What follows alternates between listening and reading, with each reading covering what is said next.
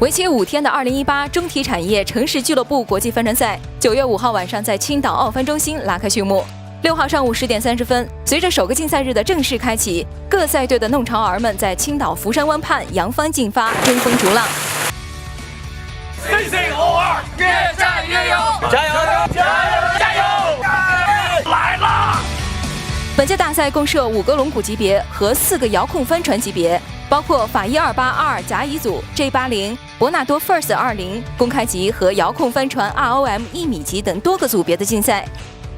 大赛共吸引了来自英国、丹麦、泰国等10个国家的61支赛队，300多名运动员前来一试身手。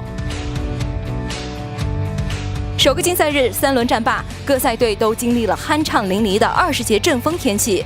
最终，青岛科技大学队和 Little Soft 帆船队分获法128-22甲乙组的第1名。其实我们对这样的风浪还是有预见的，并且在赛前的准备里边也是特别针对像今天这样的风浪做了一些器材的调整和筹备。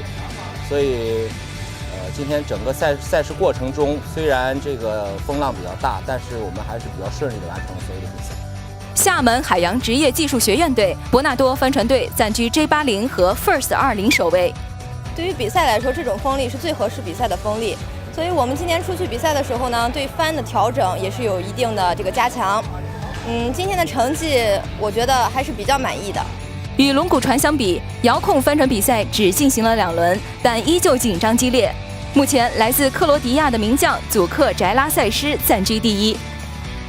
2018中体产业城市俱乐部国际帆船赛创办于2010年，首次举行便被纳入了国际帆联竞赛目录。